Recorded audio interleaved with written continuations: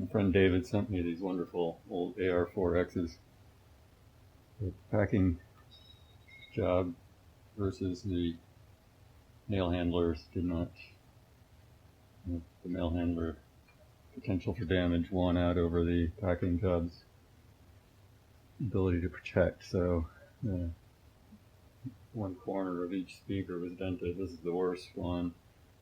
You can see the damage there. It's a little bit of separation of the miter joint and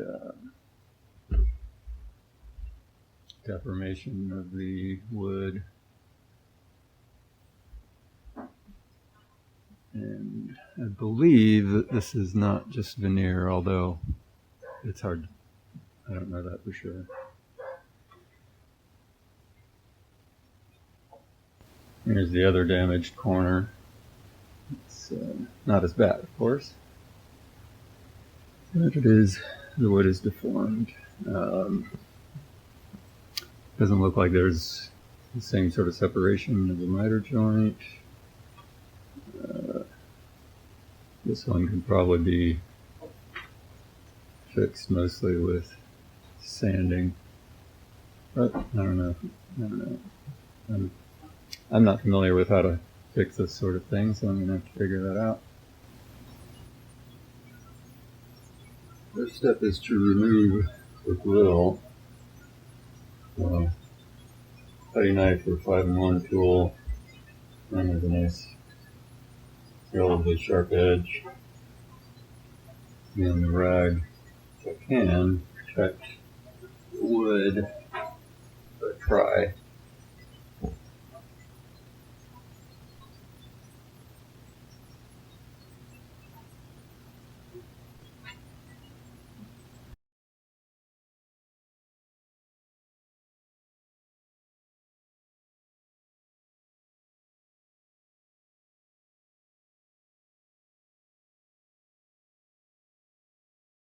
Probably doesn't matter, but just in case it does, and it never hurts to be in the habit of marking where things go, so I'm going to mark this grill that I just took off with the last 2 digits of the serial number for the speaker. Again, just in case it matters, or I decide that it matters at some point, that I need to get the right grill onto the right speaker. Where exactly to mark it, and how exactly to mark it, that's a good question.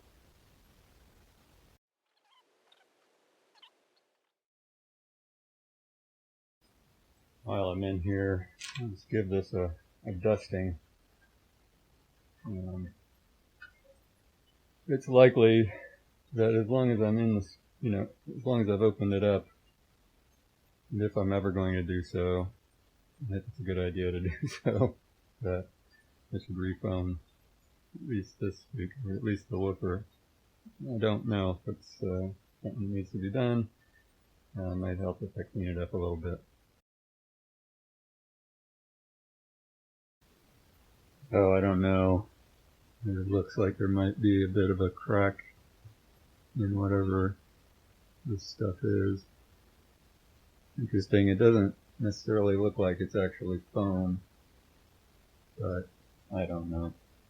I don't know what it's supposed to look like. It looks old. It looks like it might be cracked right there. Now I'm going to get the other speaker clean a little bit. I'm pretty impressed with just how clean these are, given that the front grills probably haven't been taken off since they came from the factory. Yeah, these have not been kept in a dusty place, or the grills have been reasonably good at keeping the dust out, and or they haven't been stored on their backs. They've been stored upright so that dust doesn't tend to penetrate, settle into here.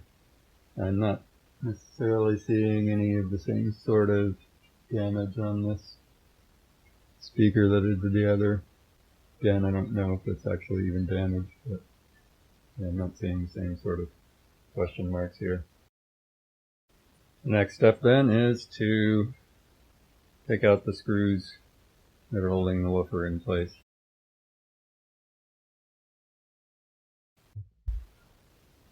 Of course, it's always a good idea to put whatever screws and things in a safe place. I keep these little baggies that electronics come in from DigiKey for just such these purposes.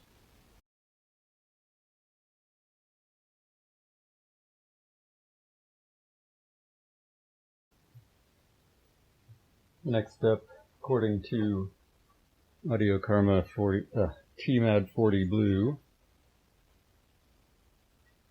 it's his guide to this restoration that I'm following. I gotta pry the woofer out.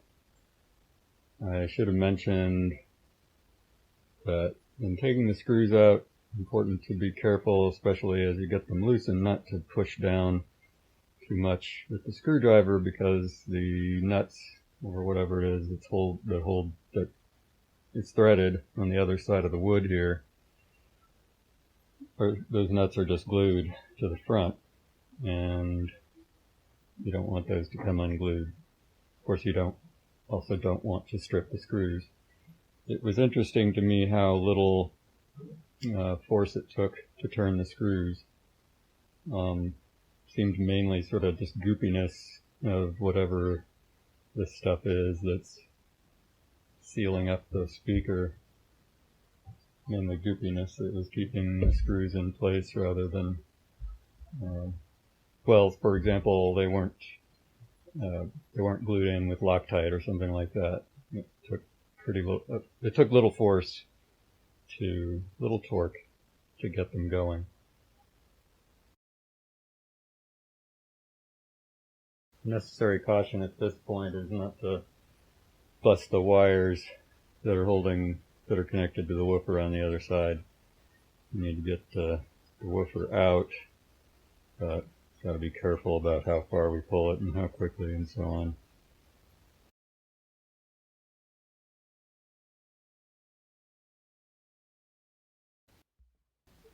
I'm going to remove this putty, but you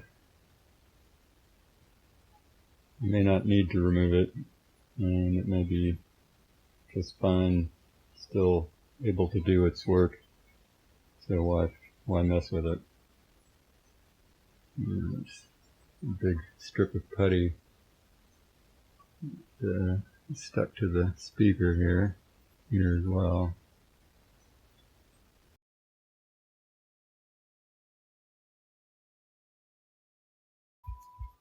So I brought these back into my office, my so-called bench, which is a desk. Because the next step is to desolder these wires from the speakers.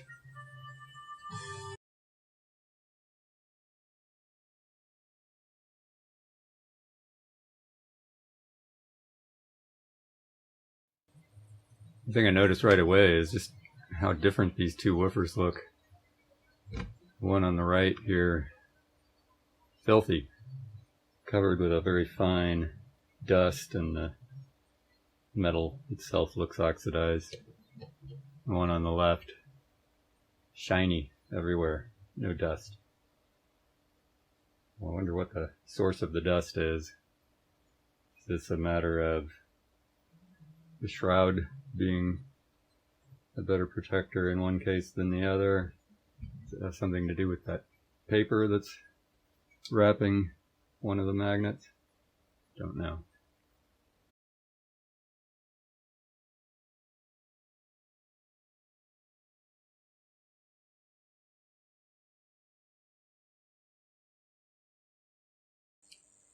The next step is to remove this shroud cloth from each speaker and the rock wool behind the shroud. So the shroud cloth is apparently quite fragile, so there's that. And the rock wool behind it is nasty, you don't want it to touch your skin kind of stuff. So I've got the gloves, we've got paper bags, one for each stuffing. And got a respirator mask just in case there's a bunch of dust that comes up. And the speaker's been closed for 50 years, who knows, so respirator mask just in case.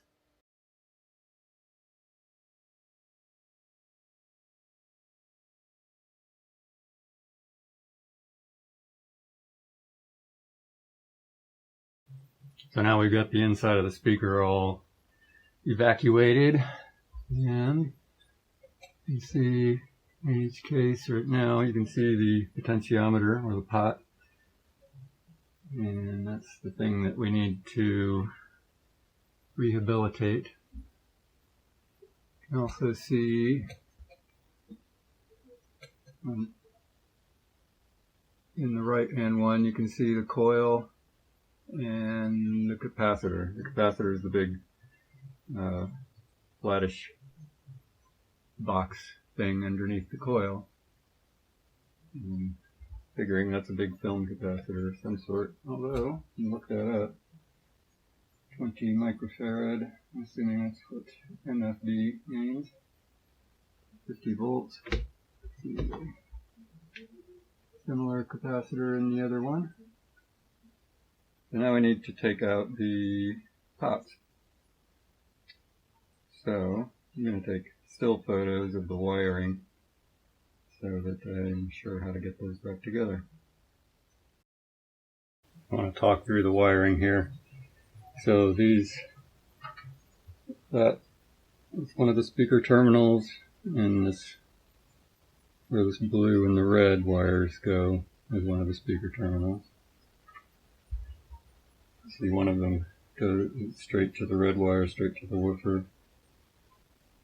The others, so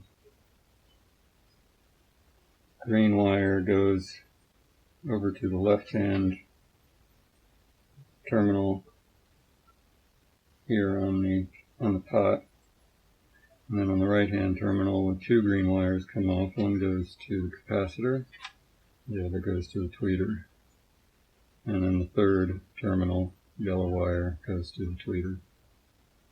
That's the same on both of these.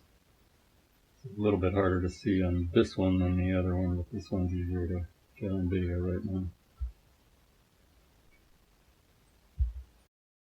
In order to disconnect that pot, we could snip the wires and then clean up the terminals with it out of the box, or you can desolder it while it's in the box.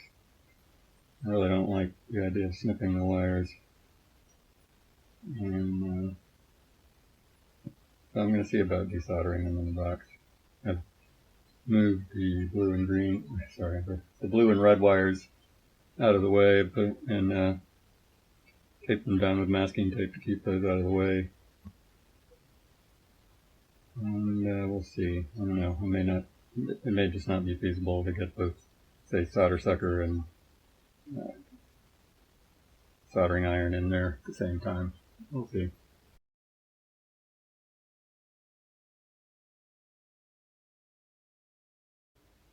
I've been operating on the other one of these with the camera off for quite a while.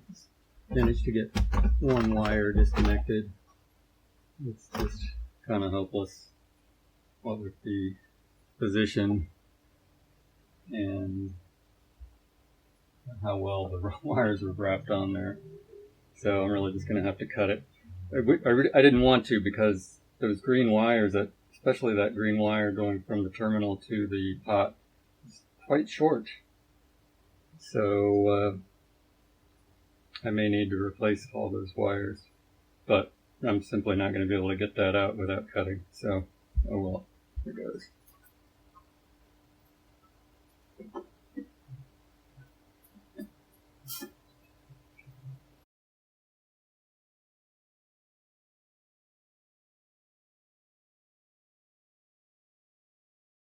So now I need to go ahead and take the pots out, which means I have to undo these nuts on the outside back of the.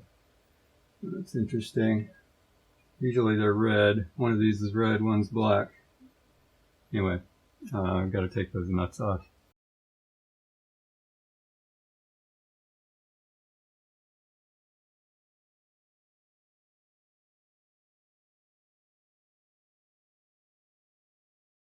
Alright, next step is to take these apart. We'll do that by just pulling off of this putty, the staple sort of thing underneath that. Pull that out with needle nose pliers. And once I get that out, I'll be able to pull it apart and see what we got.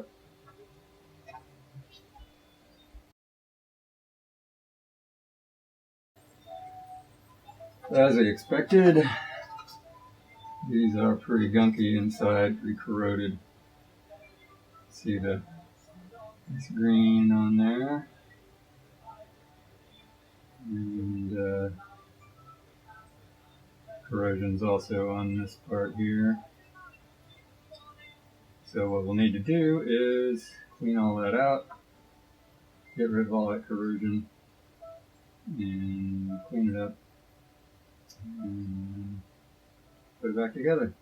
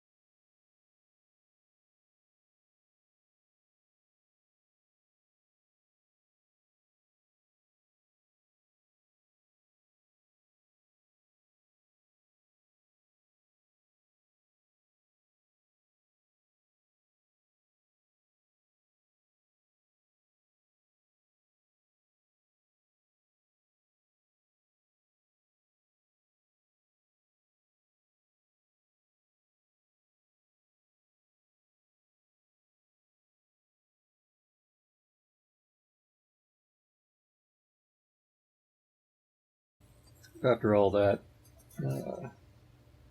we'll have to see. There's some of the metal that is just sort of pitted and gone on these things. So I've done what I can, and we will put them back together and see if I can get them to work.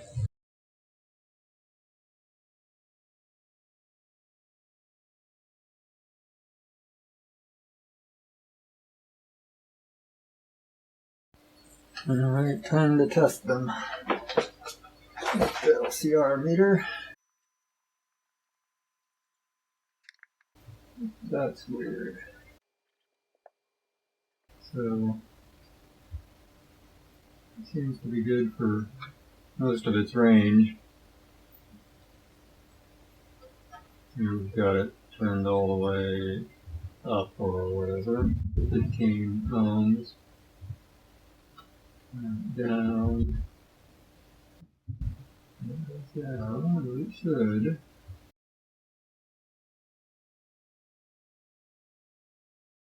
But, there. And here, we've got 3.3 ohms. And then we'll turn it a little bit further back, and then it jumps to nonsense mega ohms. Figure out what's up in there. Now here's the problem, is that the metal is actually missing. In both of these. There are places where the metal is just so, it's just pitted till it's gone. And other places where it's, I've tried plating that stuff, sort of replating it with solder, but it won't take solder. There's the other one. And so all this area just is no good. So, you try something. I've got some copper tape, and maybe I can rebuild it just so that it'll work at least. Let's see.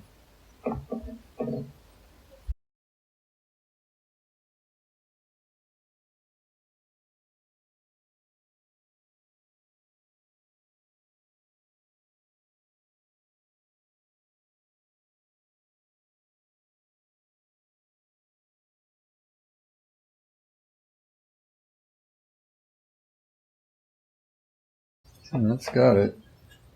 At least this one works perfectly.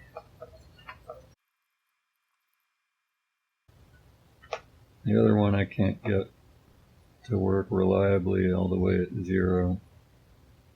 One end or the other, whatever. This one, just fine. So just to be clear what I did, got this copper tape and taped it over the top and then cut around and also cut out the donut hole. And then put flux on there and solder, because without cutting out the donut hole and soldering on top, the tape doesn't make a good enough connection, so you don't get a connection. This way it works really well. Don't know how durable it'll be, but we'll see.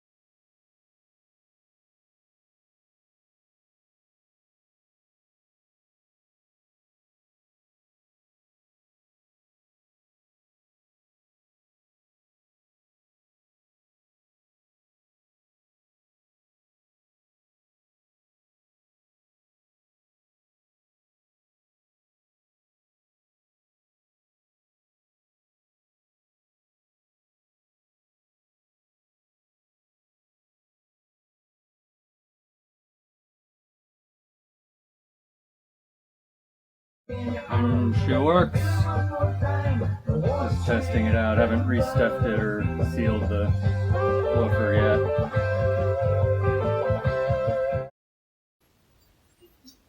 I got the materials that I've been waiting for to complete the speaker restoration.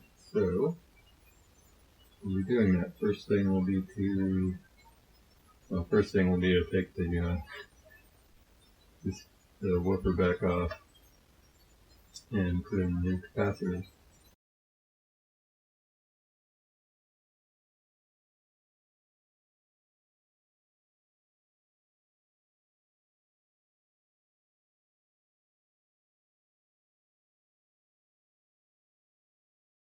I got this duct seal putty to seal to replace the old putty sealing in the drivers. I figured also it would be good for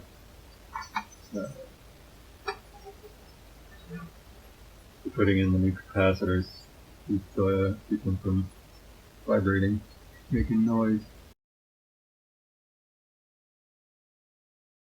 I figure there might be some benefit in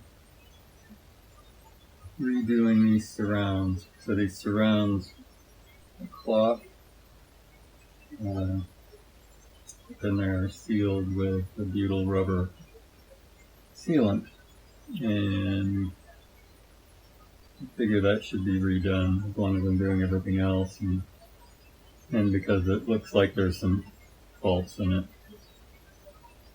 I think it's the other one that looks like there might be even a tear in it, but I'm pretty sure it's not a tear, it's just a defect. Anyway, that's going to involve nasty chemicals. I think what I'm going to do then is take the woofer off the wires again, so that I don't have to use the nasty chemicals around the nice wood cabinet, and also so that I can have access to the back of the surround, and maybe it might make sense there's going to be a couple of stages to it. One is to essentially try to use pure toluene to dissolve away the old sealant.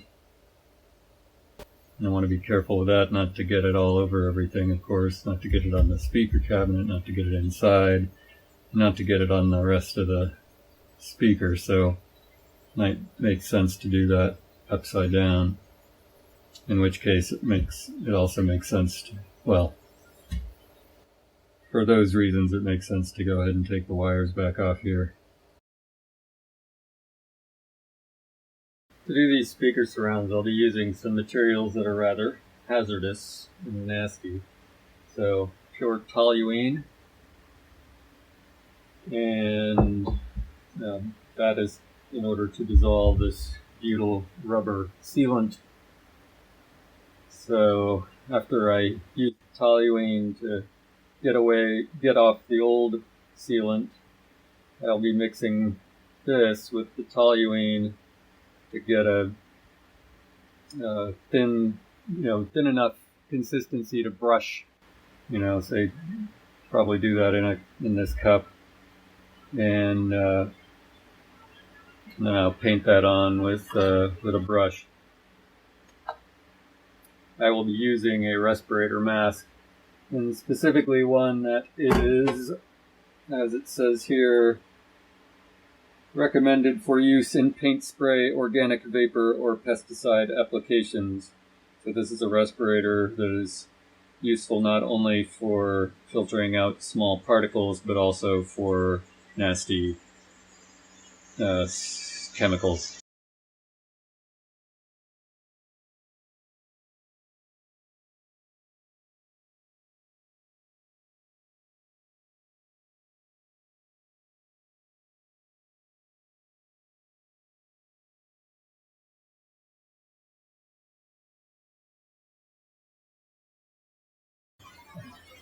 My family's complaining that they're getting lightheaded upstairs, even though I'm in the basement and have the window open and the fan going. I'm going to have to move this stuff away from. Well, that was even more unpleasant than I thought it might be.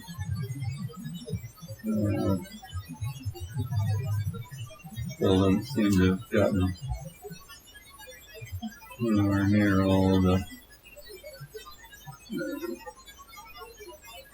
crap up on this one.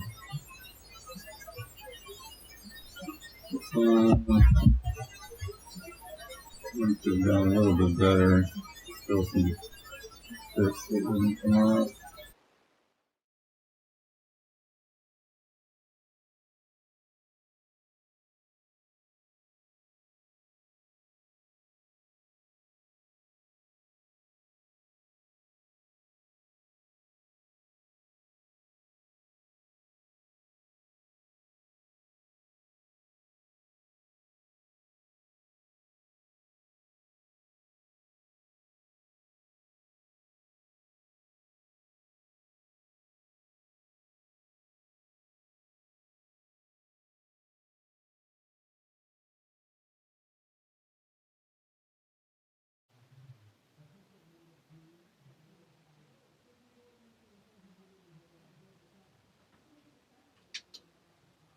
For 24/7 service and always free delivery and confidential packaging. Change your life for the better and have fun. Call Pharmacy Shop 24/7 to get generic versions of Viagra or Cialis for as little as $2 a pill, plus free discreet shipping. 800-4